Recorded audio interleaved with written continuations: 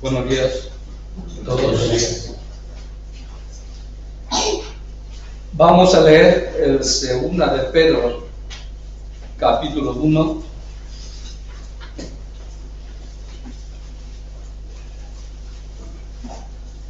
Los versículos 19 a 21.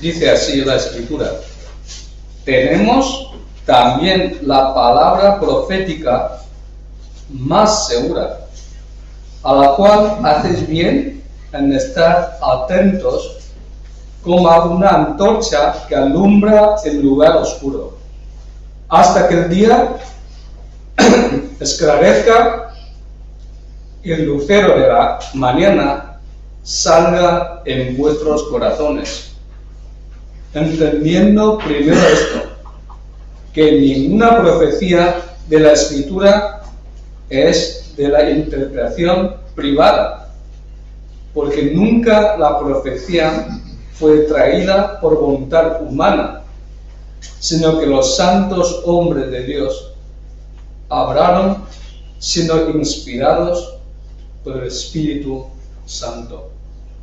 Vamos a orar. Padre, pues queremos darte a ti la gloria, porque tú eres Dios grande, creador del universo, Dios poderoso, Dios también de misericordia y de toda consolación. En esta mañana, Señor, pedimos tu guía y tu dirección para que la exposición de tu palabra nos alumbre.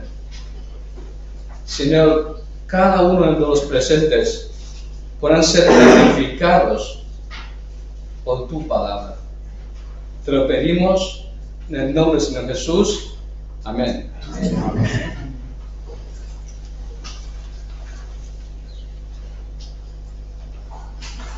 ¿Cómo entramos el tema a esta carta a los tesalonicenses? Creo que es bueno entrar al contexto. Pablo escribió esta carta en nombre de Pablo, Silvano y Timoteo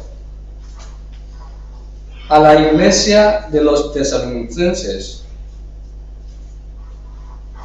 en Dios Padre y en el Señor Jesucristo.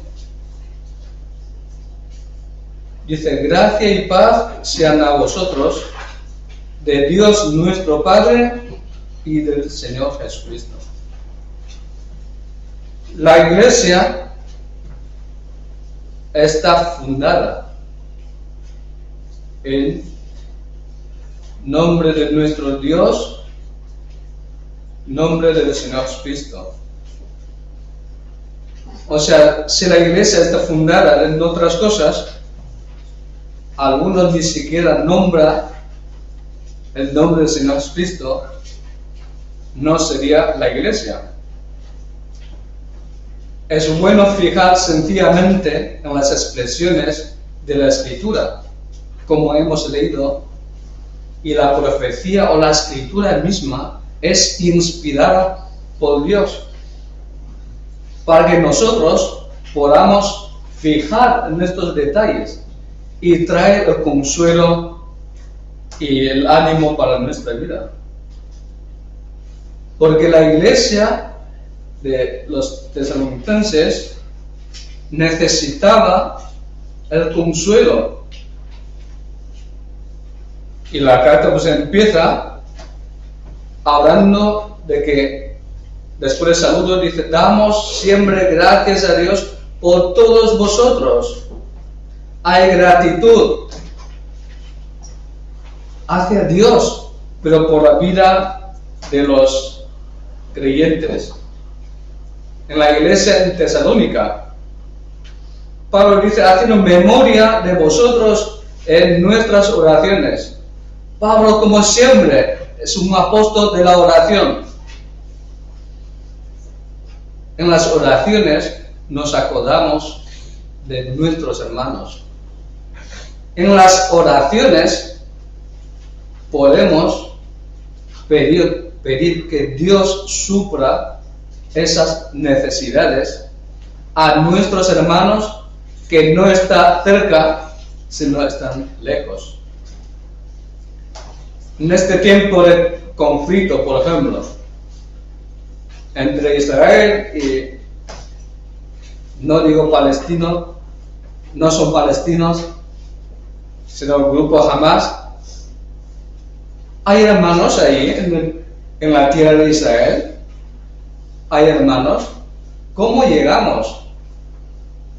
Sus necesidades, sus conflictos, sus inquietudes, nosotros no podemos sufrir, pero Dios sí. Es bueno aprender del apóstol Pablo de siempre, como dice esta expresión.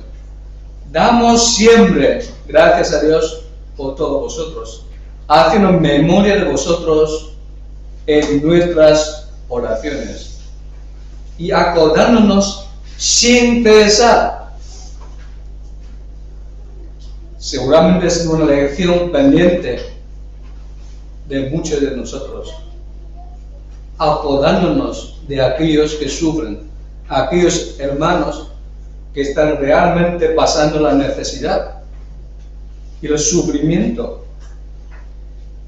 Porque todo el pasaje, el contexto, tiene que ver con el sufrimiento de los hermanos. Entonces Pablo sigue diciendo, sin cesar delante de Dios y Padre nuestro, de la obra de vuestra fe, del trabajo de vuestro amor y de vuestra constancia en la esperanza en nuestro Señor Jesucristo. La vida de un cristiano tiene que caracterizar en tres cosas. Es la fe, y el amor y la esperanza. De esa fe tienen que salir obras, como dice Santiago, ¿no? No hay alguien que tiene fe, pero no tiene obras. Hay gente obra sin fe, pero es imposible que haya fe, pero sin obras. Por eso dice, estos tesalonicenses, había muchas obras de fe. Y también hay trabajo de vuestro amor. Cuando hay amor verdadero, también hay trabajo. Pero muchas veces el amor se queda en dicho y en palabra. Primero Juan, el apóstol, nos enseña que nuestro amor, que no sea de palabra ni de dicho, sino de hecho y en verdad. El amor verdadero tiene que convertirse en esos trabajos que queremos hacer por amor a nuestros hermanos. Y también el ser creyente es una persona que tiene fe y tiene esperanza. Y los hermanos de Tesalónica tenían eso. Por eso Pablo dice, acordarnos sin cesar también de vuestra constancia en la esperanza en nuestro Señor Jesucristo. Hermanos, es bueno examinarnos. A veces nuestra vida lleva estos tres puntos: fe, amor y esperanza. Pues es bueno examinarnos a cada uno de nosotros. Pero más allá, el Señor, estoy leyendo primero de Tesalonicenses, pero la segunda habla lo mismo. Sigue recordando estas tres cosas en la segunda de Tesalonicenses. Hay gratitud por los hermanos, pero la situación de los tesalonicenses que en la segunda carta a los tesalonicenses lo dice así, en el versículo 4. Tanto que nosotros mismos nos gloriamos en vosotros, en las iglesias de Dios, por vuestra paciencia y fe en todas vuestras persecuciones y tribulaciones que soportáis. Pensando en este primer capítulo de segunda epístola, yo no paro de pensar en este tema como tema principal de este capítulo, que es el justo juicio de Dios. El justo juicio de Dios. Seguramente habéis puesto otros títulos, ¿no? Tema, la segunda venida del Señor Jesucristo. Sí. Preparando para la segunda venida del Señor Jesucristo. Pero pensad en eso. ¿Qué es lo que va a traer el Señor Jesucristo? Es el justo juicio de Dios.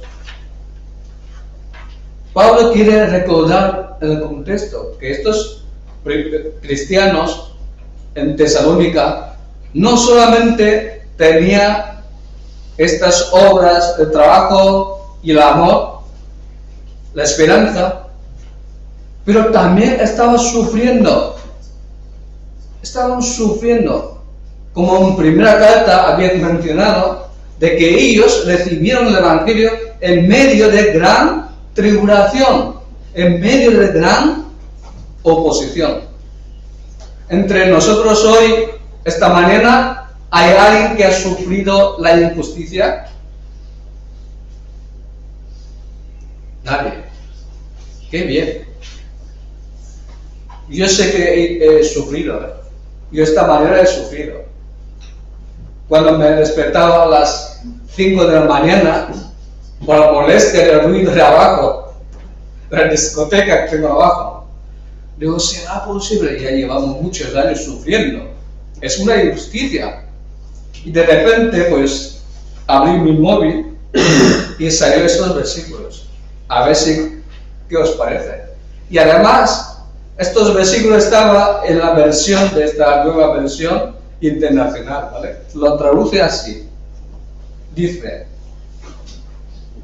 Dios, que es justo, pagará con sufrimiento a quienes los hacen sufrir a ustedes. Como yo estaba sufriendo, ¡qué bien! Y versículo 7 de esta carta dice, y a ustedes que sufren, les dará descanso. Ay, que estaba con un sueño, que lo domino muy poco. Dice, pero a ustedes que sufren, les dará descanso. Lo mismo que a nosotros. Dice, esto sucederá cuando el Señor Jesús se manifieste desde el cielo entre llamas de fuego con sus poderosos ángeles. Bueno, hermanos, que uno que ha sufrido muchos años por ruido de la discoteca, cuando lee dice que Dios es justo y pagará con sufrimiento, y a ustedes que sufren les dará descanso. Que ahora voy a tener descanso. Pero el versículo 7 a falta de la mitad, ahí dice, esto sucederá cuando el Señor Jesús se manifieste desde el cielo entre llamas de fuego con sus poderosos ángeles. Hermanos, yo no quiero sufrir tanto, aún me quedan muchos años. Hasta si el Señor no viene antes, que tengo que sufrir mucho. O sea, ¿cuándo una persona pide la justicia? ¿Cuándo una persona puede pensar en lo que es la justicia? Que aquí que nadie ha sufrido la injusticia. Que bien, damos gracias a Dios.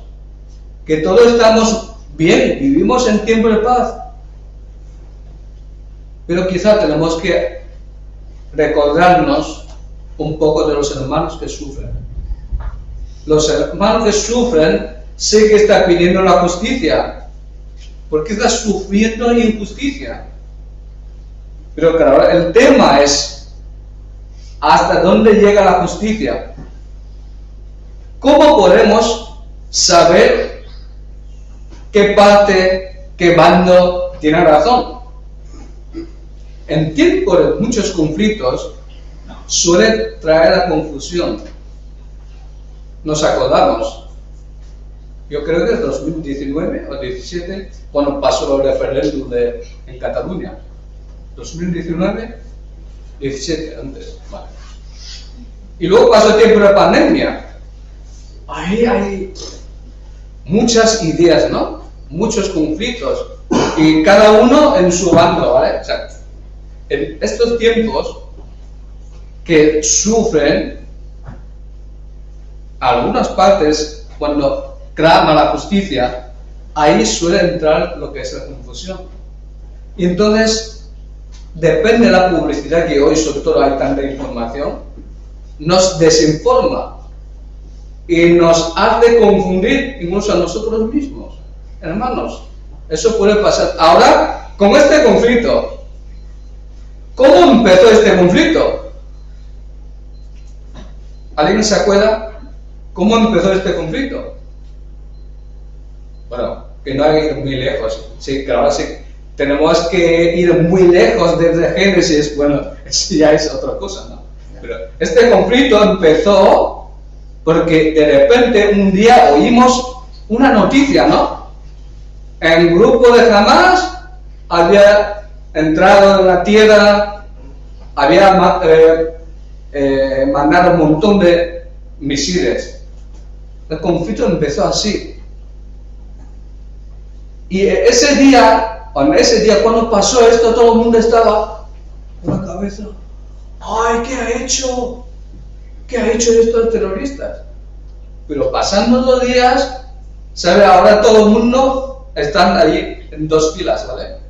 Cada uno quiere poner el mando. Mire, yo estoy a favor de los palestinos pobres, yo estoy a favor del pueblo de Israel. Ahí nos hace, crear confusión, incluso creyentes. Y nosotros, si perdemos la visión bíblica, es muy fácil ser llevados por las publicidades de este mundo. Es muy fácil. Porque ya perdemos la noción de la justicia. ¿Dónde es la justicia? Ahora pregunto yo. ¿Dónde es la justicia?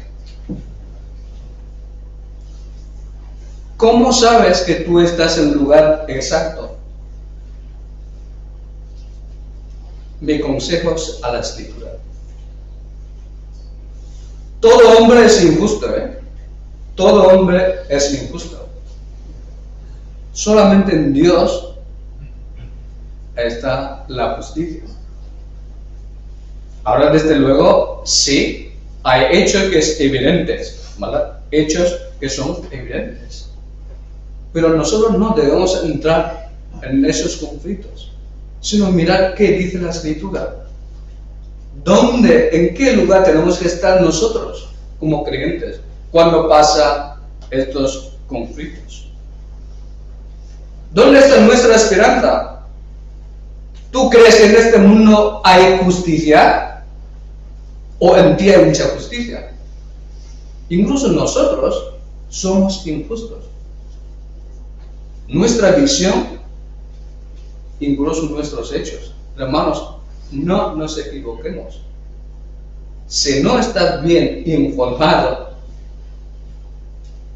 por la Escritura y no somos formados por el carácter y esa actitud que tiene el Señor Jesús, nuestra tendencia es ir a los extremos.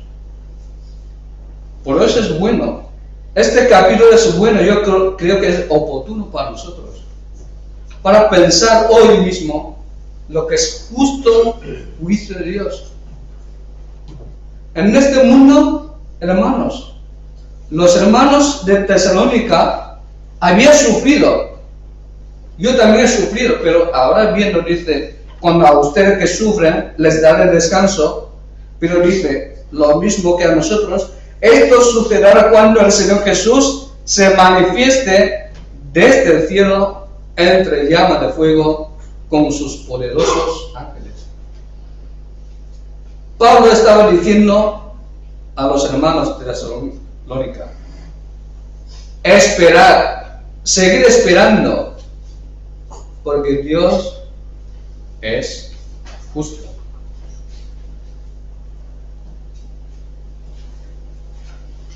¿Quién es este juez justo? En este mundo seguramente ya estaban pensando, ¿no? ¿Quién es más justo? A ver si encontraron un juez justo. Comparando quizás sí, pero en este mundo no va a encontrar a nadie que es totalmente justo. Dios es justo. Dios que prueba los corazones.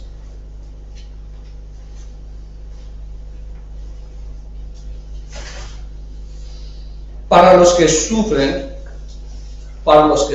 hermanos, la justicia cobra el mayor sentido. Por eso creo que me siento un poco frustrado, porque hoy estoy predicando hacia un pueblo que no se siente, no ha sufrido de ninguna injusticia. Pero quizá cuesta un poco para entender lo que es justo juicio de Dios. Y siempre desde el púlpito quizás se predica el amor de Dios, la misericordia de Dios.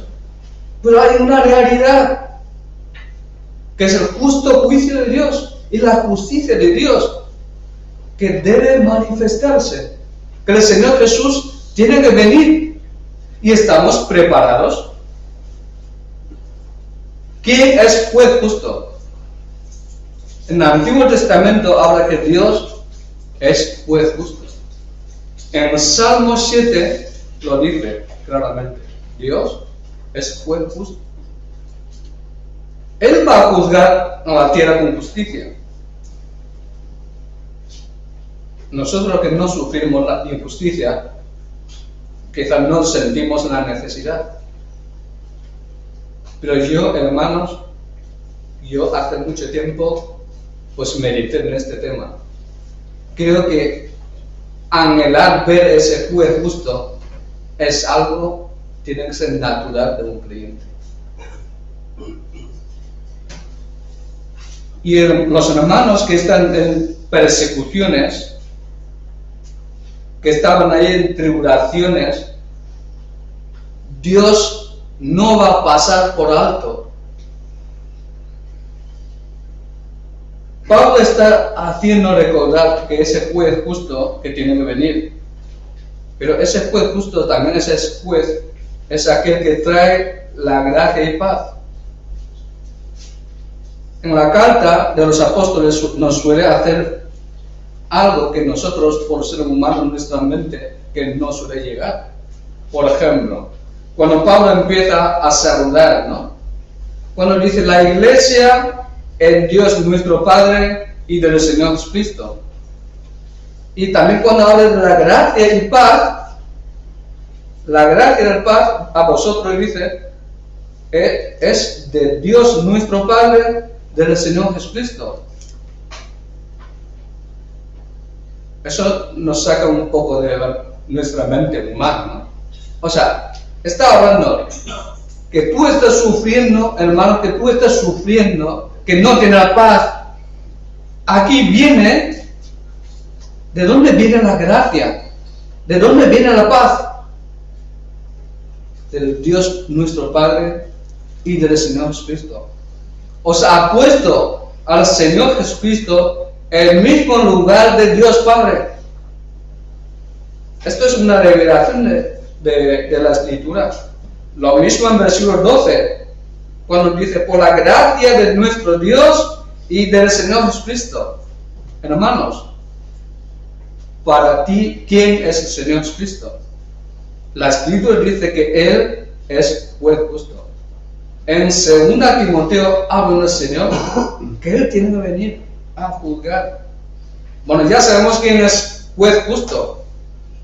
Hasta que Él se manifieste en este mundo, no esperemos mucha justicia. Pero cuando llega ese día, sí que habrá el justo juicio. ¿Cómo es un justo juicio? Aquí lo explica. Versículo 5 dice que esto es demostración del justo juicio de Dios, para que seáis tenidos por dignos del reino de Dios, por lo cual asimismo parecéis. Eso quiere decir, los creyentes, la Tesalónica, estaba dispuestos a sufrir por este reino de Dios. En la Escritura hay una profecía. En Apocalipsis habla de que un día Mesías que tiene que venir y a reinar. Mesías, el Señor Jesucristo, tiene que venir, volver, para salvar a los suyos y también para gobernar en un reino milenial en esta tierra. Esta frase tiene sentido, versículo 5. No sé si habéis fijado. Para que seáis tenidos por dignos del reino de Dios. Para ti, ¿qué es un reino de Dios? Quizás ahora tú estás viviendo en el reino de Dios porque Dios es tu rey. El Señor Jesucristo es tu rey, tú estás viviendo. Pero la Escritura le da más sentido cuando habla del reino de Dios. Cuando el Señor Jesús enseñó a orar a los discípulos, ¿qué dice? Venga tu reino. Venga tu reino. Y en Timoteo habla a aquellos que sufren. Dice, palabra fiel y digna ser recibida por todos.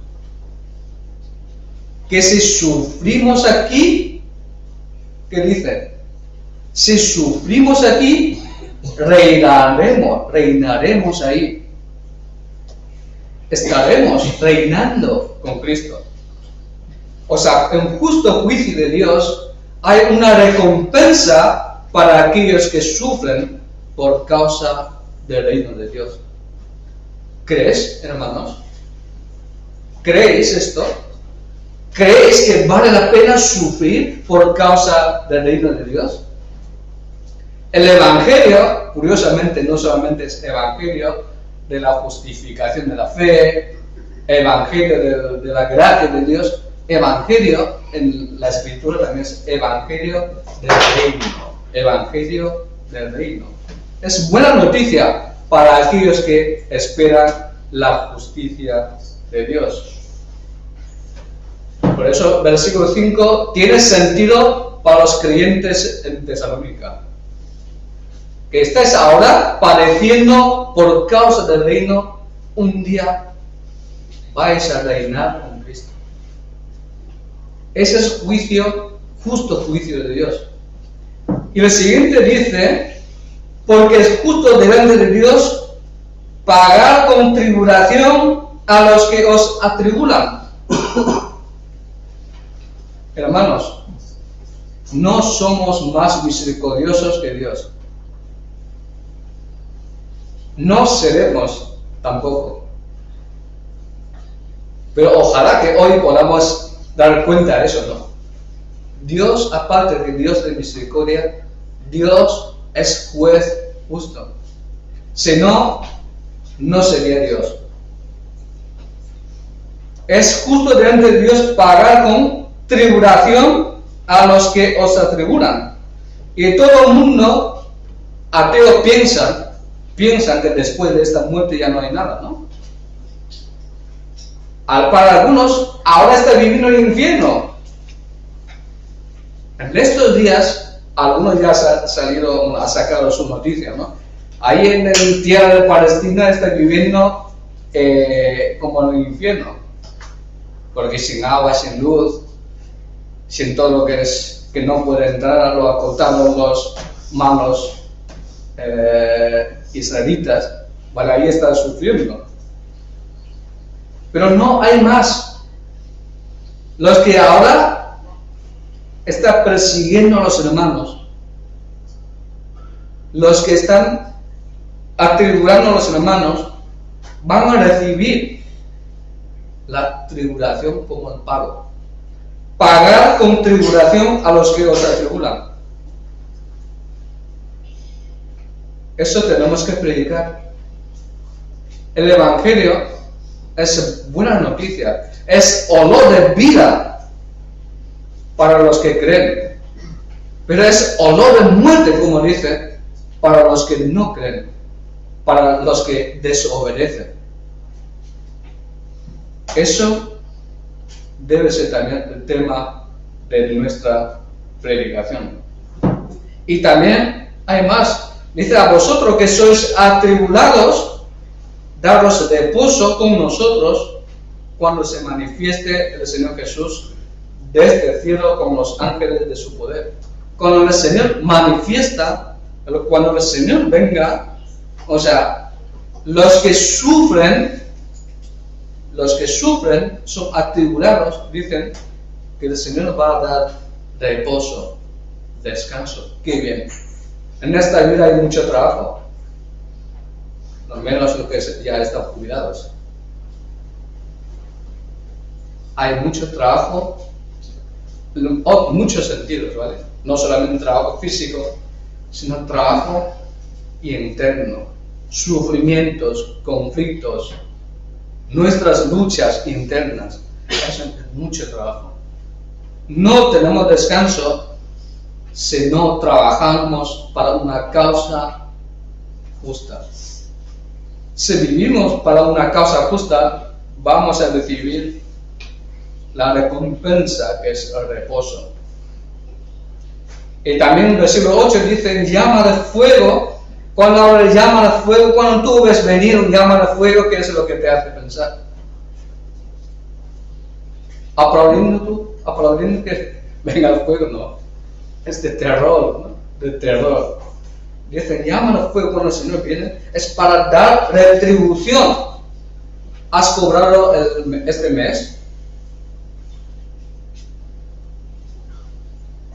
¿Has cobrado lo que debes cobrar, lo que te debe? Dice aquellos que hace sufrir a los creyentes que recibe el pago de tribulación. Pero aquí también dice dar retribución, el pago, a los que, versículo 8, aquí que dice, a los malos. Aquí dice, a los que no conocieron a Dios, ni obedecen al Evangelio de nuestro Señor Jesucristo. Aquí no dice malo, el malo todos somos. Pero los que no conocieron a Dios, ni obedecen al Evangelio de nuestro Señor Jesucristo, dice, el Señor viene en llama de fuego para dar retribución. Eso es lo que tú mereces. Salario es lo que tú mereces. Si tú trabajas, el empresario te tiene que pagar. Eso es lo que mereces. La gracia es lo que tú no mereces. Tú no mereces. Pero cuando Dios te da, esa es la gracia. Pero si tú no conoces a Dios, ni obedeces al Evangelio de nuestro Señor Jesucristo, vas a cobrar bien, porque esa es justa retribución. O sea, el Señor no es como malos empresarios, ¿vale? Malos empresarios te va a pagar la mitad, te va a quitar las horas extras, pero pagará bien según lo que tú mereces. ¿Qué es obedecer al Evangelio de nuestro Señor Jesucristo? Tenemos que entender, obedecer al Evangelio de nuestro Señor Jesucristo no es lo mismo obedecer, guardar 10 mandamientos. No tiene nada que ver. Aquí se trata que Dios ha dado a conocer un mensaje de la salvación, que es gratuito. La salvación es una gracia, es un don.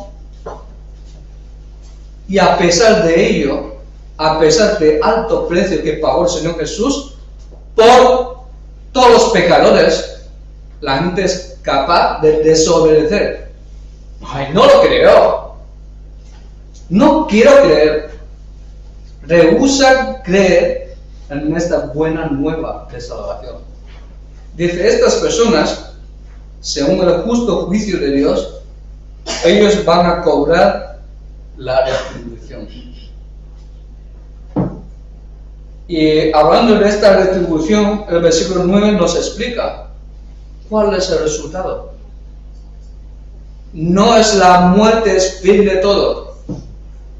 Aquí nos explica cuál es esa retribución. Dice, los cuales sufrirán pena de eterna perdición, excluidos de la presencia del Señor y de la gloria de su poder. Será un sufrimiento. Es eterna, es una pena, más allá de la pena de muerte que tú y yo podemos entender. Esta muerte física no es solamente esta pena de muerte, sino pena de eterna perdición, excluidos de la presencia del Señor. O sea, cuando los creyentes, aún durmieron o murieron en Cristo, en 1 Tesalonicenses nos explica que cuando llegue ese día, ¿qué va a pasar? Los que aún siguen viviendo van a ser transformados. Los muertos resucitarán primero.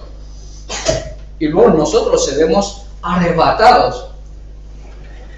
Y dice la Escritura, y así siempre estaremos con el Señor, siempre. Lo mismo que los creyentes, que va a estar siempre con el Señor, en la gloria, con cuerpo transformado en gloria, un cuerpo resucitado a la gloria, de otra manera, que es la pena de eterna perdición, excluidos de la presencia. Quiero decir, tú no puedes vivir en la presencia de Dios y lejos de la gloria de su poder. El hombre, ¿por qué estamos así viviendo? La vida depende de Dios y de su gloria. Para mí, la palabra antónima de gloria es vergüenza. Cuando el cuerpo empieza a fallar, este aparato, esta máquina ya no funciona de aquí, ¿vale? Tiene goteras de aquí, allá, y ya notas, la belleza de la juventud ya se ha ido. Y ahora vienen canas, arrugas, enfermedades, debilidades, al final la muerte. ¡Qué triste! Esto es lejos de la gloria de Dios. El hombre es triste. No solamente es pena de muerte hasta allí. Aún habrá un final que es mucho peor. Hermanos, esto nos anima a poder reclamar, o sea, clamar el Evangelio a todos, a nuestros familiares, sabiendo el fin de ello. Si una persona no conoce a Dios, no obedece al Evangelio, qué triste será la retribución que va a recibir. Sin embargo, dice, cuando aquel día, para los creyentes, ese encuentro con su Señor, aquel Señor que murió y resucitó por ellos, sería diferente. El versículo 10 nos explica que aquel día el Señor quiere ser glorificado en sus santos y ser admirado en todos los que creyeron. El ser humano, en la muchedumbre de esta tierra, se divide en dos grupos. Los que obedecen al Evangelio, o los que creen en el Evangelio, o los que no creen. Todos los que creyeron, porque el testimonio del Evangelio fue predicado y fue creído. Entonces allí dice que los un día cuando el Señor viene, todos van a quedar así al mirado. Cuando esta tarde venimos a la mesa del Señor, recordando todo lo que Él ha hecho con su poder y su gloria, quedamos al mirado ya, ¿no? Desde ya. Pero cuanto más aquel día y toda esperanza se va a convertir en realidad. La venida del Señor Jesucristo es nuestra esperanza gloriosa. Hermanos, ¿tienes anhelo? ¿Tienes deseo? ¿Tienes ganas de estar ya? ¿Tú quieres que el Señor venga ya? Pues si es así, ora como espíritu y la esposa. Ven, Señor Jesucristo. Ven, Señor Jesús. Porque para los creyentes que sufren, cobra más sentido la venida del Señor Jesucristo. Hermanos, quizás tenemos que hacer este ejercicio, como hace Pablo. Como dice él, debemos siempre dar gracias a Dios por vosotros. Como en 1 Tesalonicenses, nos acordándonos siempre de vosotros. Nos acordamos siempre de nuestros hermanos que sufren. Y luego, el versículo 11 al 12, Pablo sigue orando por los creyentes. Es bueno dar gracias por nuestros hermanos, pero también orar por ellos. Dice, versículo 11, por lo cual asimismo oramos siempre por vosotros, para que nuestro Dios os tenga por digno de su llamamiento y cumpla todo propósito de bondad y toda obra de fe con su poder, para que el nombre de nuestro Señor Cristo sea glorificado en vosotros y vosotros en Él, por la gracia de nuestro Dios y del Señor Cristo. Oramos siempre por vosotros. Versículo 3 y versículo 11. Siempre, hermanos, acordarnos de esta palabra. Siempre. Debemos dar gracias siempre a Dios por los hermanos y orar siempre por ellos, sobre todo por aquellos que sufren, para que Dios cumpla en ellos todo propósito de bondad. Qué buen deseo, qué buena oración. Si no sabemos qué orar por nuestros hermanos, hoy día aquí tenemos un ejemplo. Es orar para que Dios les tenga por digno de su llamamiento y cumpla todo propósito de bondad y toda obra de fe con su poder. Hermanos, hoy también oro por vosotros, que esto sea una realidad en nuestra vida. Va a venir el Señor Jesús,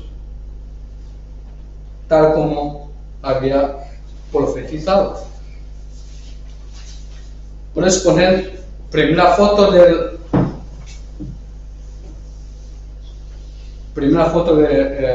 PPT.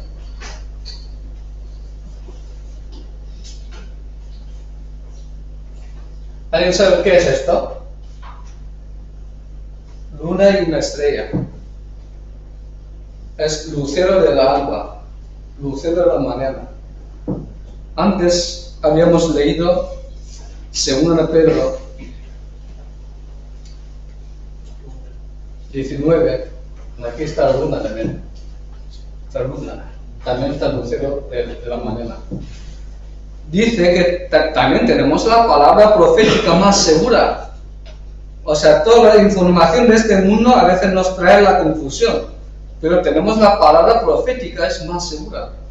Y entonces tenemos que estar atentos como a una antorcha que alumbra el lugar oscuro hasta que el día esclarezca y el lucero de la mañana salga en vuestros corazones.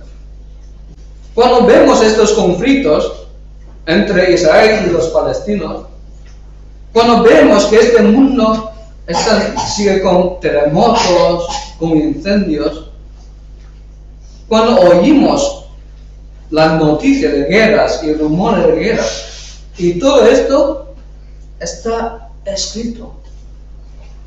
En Mateo 24 habla de estas cosas que tienen que pasar antes del principio y del fin.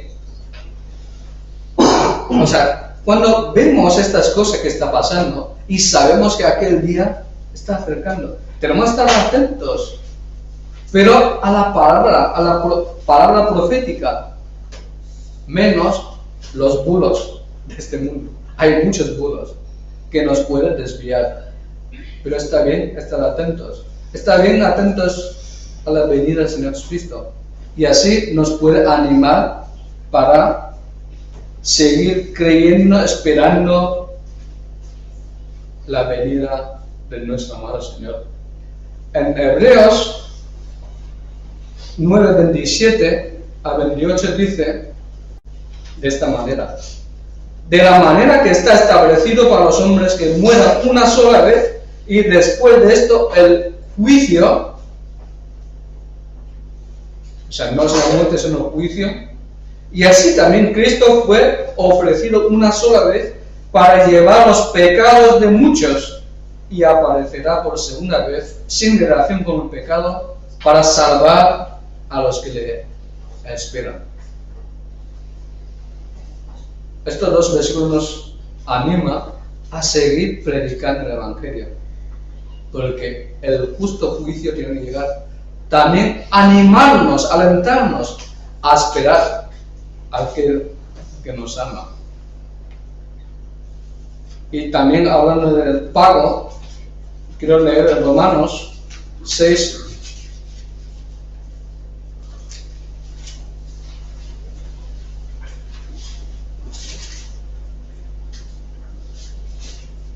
Podemos leer desde 20. Dice: porque cuando eras esclavos del pecado, eras libres acerca de la justicia. Nosotros, un tiempo también estamos viviendo injusticia nosotros mismos. Por eso éramos esclavos del pecado. Dice: eran libres, que no hay injusticia, no hay justicia que se puede mencionar. Pero ¿qué fruto tenías de aquellas cosas de las cuales ahora os avergonzáis? Porque el fin de ella es muerte. Mas ahora que habéis sido libertados del pecado y hechos siervos de Dios, tenéis por vuestro fruto la santificación, y como fin la vida eterna. Porque la paga del pecado es muerte, mas la dádiva de Dios es vida eterna en Cristo Jesús, Señor nuestro. Aquí hay buena noticia y también hay mala noticia. La mala noticia es: hay una paga para los que pecan, pero hay dádiva, hay regalo de Dios, que es la vida eterna en Cristo Jesús. En el Juan capítulo 3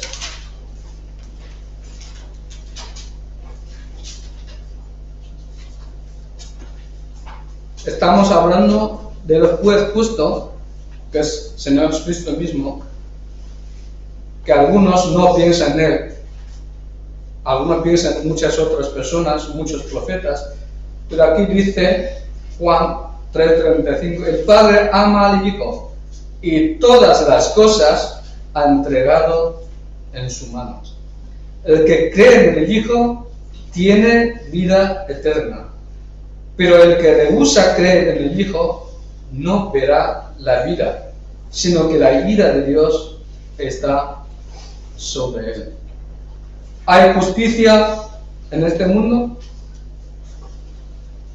¿Esperamos al juez justo? ¿Cómo le estamos esperando? ¿El Señor va a venir? ¿Estamos confiados? Bueno, algunos sí que están siempre burlando, ¿no? Esto de venir al Señor Jesús, esto que siempre se ha predicado, desde entonces hasta ahora ha pasado 2000 años. Pero el Señor no viene.